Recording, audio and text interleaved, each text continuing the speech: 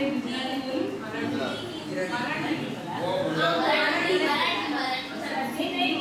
ये मतलब गुजराती आपको समझ में आता है ना? वो गुजराती में बताइए तो भावपूर्ण बता पाएंगे। हिंदी बोलने में टेंशन में हाव भाव नहीं आता है। मुझे गुजराती में एकदम नहीं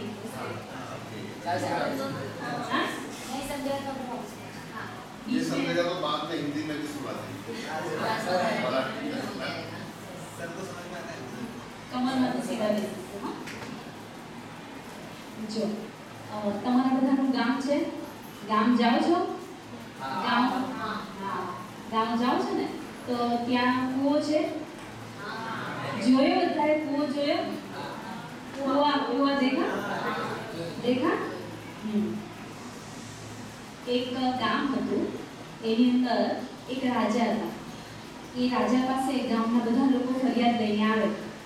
કોઈ પણ પ્રોબ્લેમ થાય એટલે કંઈ પણ મુશ્કેલી હોય કોઈનો ઝઘડો થયો હોય કે કંઈ તો રાજાને આવીને કહે એટલે પછી રાજા એનું નિરાકરણ કરે તો એ ઘણી બધી 4-5 બહેનો આવી એ રાજા પાસે આવી અને રાજાને ફરિયાદ કરવા માટે કોની ફરિયાદ કરવા માટે તો કે કાગડાની એ હા એ લોકોના ગામમાં એક કાગડો હતો કૌવા તો એ કાગડો બહુ ગરડો હતો એટલે અને બધાને હેરાન કરતો હતો બહુ જ હેરાન કરતો હતો હા બહુ જ હેરાન કરે છે જે પણ પાણી ભરવા જાય એ લોકોના હાથમાં માટલું હોય માથા પર હોય તો એ પાણી ગંદુ જ કરી નાખે ચા એ કરે કાં તો પછી એ લોકોને હેરાન કરે આવી રીતે દરરોજ હેરાન કરતો તો આ લોકો બધા કંટાળીને રાજા પાસે જાય તો રાજાને રાજા પાસે જાય મહારાજ કી જય બોલ એમ બધા ત્યાં કરતા હતો તો કે રાજાજી કે બોલો શું થયું એમ તો પેલા લોકો કે મહારાજ જો ને આ આપણા ગામમાં ખબર નહીં ક્યાંથી એક કાગડો આવી ગયો છે આ લોકોને પાણી પીવામાં બહુ જ હેરાન કરે છે પાણી ભરીને જાય તો એ લોકોનું પાણી ગંદુ કરી નાખે છે શું કરું તમે આનું કંઈક તો કરો આ કાગડા ભાઈનું કંઈક તો કરો તો રાજા એક સિપાહીઓ એટલે તરત 2 સિપાહીઓ આવે જાઓ અત્યારે ને અત્યારે પેલા કાગડાને પકડીને લાવો એટલે પેલા 2 સિપાહીઓ તરત સજ્જ થઈને જાય છે ચાલતા જાય જંગલમાં જોઈએ છે આમ તેમ બધી બાજુ જોતા હોય કાગડો કંઈ દેખાતો નથી પછી જોતા જાય તો એ પેલા એક સિપાહીને દેખાય છે અરે એ જો પેલો જો કાગડો ઉભરીને આરામથી જઈએ અને પકડીએ પછી એ લોકો ધીરે ધીરે ચાલીને જાય છે અને પેલા કાગડાને પાછળથી પકડી લે છે પછી પકડી લે છે તો સિપાઈ ત્યાં ને ત્યાં તેને પકડી આવે છે કેમ કાગડા તમે બધાને હેરાન કરો છો બધાનું પાણી ગંદુ કરી નાખો છો હે તમને હમણાં સજા કરું જો તો એને પકડીને અને પેલો કાં કર્યા કરે કાગડો કાં કર્યા તો એને પકડીને એ લોકો જાય અને કીચડમાં નાખી દે તો પેલો કાગડો તો બધો ગંદો થઈ જાય કાદવ કીચડમાં પડી જાય તો છી કર્યા કરે પણ પાછો ઉઠવા જાય તો પાછો પડી જાય તો પેલા 2 સિપાહીઓ જે છે એટલા હસે હવે કેવી ખબર પડી હા એટલે પછી પેલો કાગડો તો એમ કે આ લોકો બધા મારા પર હસે છે તો કાગડો ગીત ગાવા લાગી જાય પાછો શું ગીત ગાવા લાગી જાય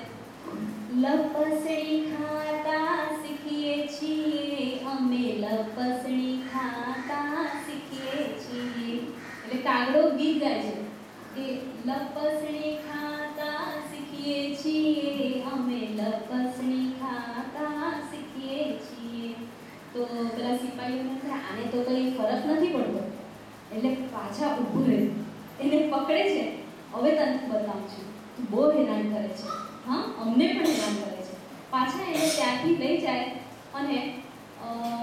નદીમાં નાખી દે છે પાણીમાં પણ એ ફટફટ કર્યા કરે એ પાછું ચોખ્ખું થઈ જાય ધોવાઈ જાય હવે પાણીમાં નાખતા પાછું તરત ગીત ગાવા લાગી જાય બહુ જબરો કાગડો હતો તરત ગીત ગાવા લાગી જાય પાણીમાં તરતા શીખીએ છીએ અમે પાણીમાં તરતા શીખીએ છીએ આવું ગીત ગાવા લાગી જાય તો તોય પેલા સિપાહીઓ કે આને તો કંઈ ફરક પડતો નથી ઊભો રહે. હવે તો તને એવી સજા કરું ને કે તું આવું જ કરશે એમ. પાછા પેલા કાગડાને પકડે છે અને કાંટામાં નાખી દે છે. કાંટામાં નાખે છે પણ તોય તે પેલો ગીત ગાય છે. શું ગીત ગાય છે? કૂણા કાન વિંધાવીએ છીએ અમે, કૂણા કાન વિંધાવીએ છીએ. એટલે કાન વિંધાવીએ છીએ, કાંટામાં કાન વિંધાવીએ. એવી રીતે એમ કરતા કરતા પાછા એ સિપાહીઓ કંટાળી જાય, ખૂબ કંટાળી જાય કે આ કાગડાભાઈ તો જો કેટલું હેરાન કરે છે, આટલો સજા કરી તોય એને ચેન્જ નથી પડતો. હવે તો તને છેલ્લે રાજા પાસે જ લઈ જઈએ. પછી એમ કરીને પકડવા જાય છે ત્યાં તો પેલો કાગડો પોતે જ ઉડી જાય, હસતા હસતા ઉડી જાય, પોતે દૂર સુધી ઉડી જાય અને ચાલ્યો જાય. અને પેલા સિપાહીઓ ત્યાંના ત્યાં જ રહી જાય. અરે આ કાગડો તો હાથમાંથી ગયો.